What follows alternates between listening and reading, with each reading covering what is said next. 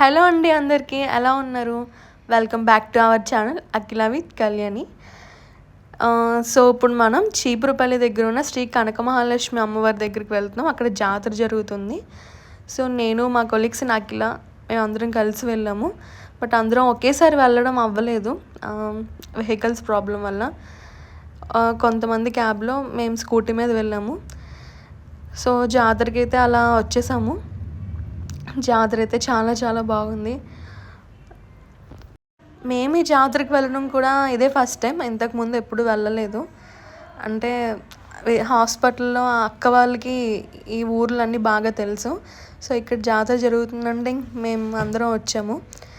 ఇంకా సరదాగా అలా జాతర కాబట్టి ఫ్లవర్స్ తీసుకుని మంచిగా పూలు పెట్టుకుని అలా ఇంకా అలా స్టార్ట్ అయ్యాము. సో అక్కడ కొబ్బరికాయలు మొత్తం మనకి కావాల్సినవన్నీ ఉన్నాయి టోటల్గా, పూజ సామానం అన్నీ. కానీ బస్ స్టాప్ దగ్గర మేము పార్క్ చేసాం బైక్. అక్కడి నుంచి చాలా దూరం నడవాలి, చాలా దూరం వెళ్ళాల్సి వచ్చింది. అంత దూరం ఉంటుందని కూడా బేసిక్గా మాకు తెలీదు, ఫస్ట్ టైం వెళ్ళాము. చక్కగా మాటలు చెప్పుకుంటూ జాతర చాలా బాగా లైటింగ్స్తో చాలా కలకలాడుతూ చాలా బాగుంది. ఇంకా అలా చూస్తూ నడుస్తూ వెళ్ళాము. దారిలో అన్నీ ఉన్నాయి, అంటే ఎగ్జిబిషన్, అలానే షాపింగ్ చేసుకునేవి చాలా చాలా ఉన్నాయి.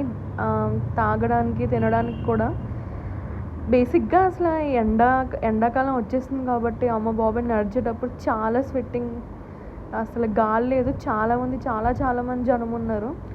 బేసిక్గా చిన్నపిల్లలతో వెళ్ళడం అయితే చాలా కష్టం. మేమేదో ఇంకా అలా నడుచుకుంటూ వెళ్ళిపోయాము. సో ఇంకా గుడికి వెళ్ళి దండం పెట్టుకుని ఇంకా వచ్చేసాము. అమ్మవారిని దగ్గరగా చూడటం కుదరలేదు, చాలామంది జనం ఉన్నారు. సో మేము కొంచెం దూరం నుంచి దండం పెట్టుకుని వచ్చేసాము. సో ఇంకా వచ్చేసాక మేము ఇంకా అక్కడ పెట్టిన ఎగ్జిబిషన్కి వెళ్ళాము. ఎగ్జిబిషన్ అంటే తెలిసిందే కదా, రంగుల రాట్నం ఇవన్నీ. కాకపోతే మేము అక్కడ కప్ అండ్ సాసర్ టైపు ఎక్కాము, చాలా బాగుంది. అందరూ చాలా బాగా ఎంజాయ్ చేసాము. ఈచ్ పర్సన్కి 100 రూపీస్ పడింది. సో మేము 4 మెంబర్స్ వెళ్ళాం, చాలా బాగుంది.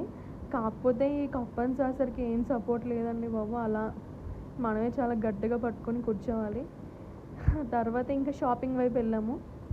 అక్క వాళ్ళ పాపకి క్లిప్స్ అండ్ ఎక్సెట్రా ఖర్జూరం. జాతర అంటేనే ఖర్జూరం ఇవన్నీ కామన్ కదా.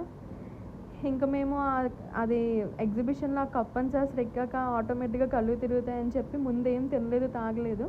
ఇంకా అంతా అయిపోయాక తిన్నాక ఇంకా కొంచెం మెల్లి నడవడం స్టార్ట్ చేసాము. ఎంత దూరం అయితే నడిచాము, మళ్ళీ అక్కడి నుంచి సేమ్ అలానే నడుచుకుంటూ వచ్చాము.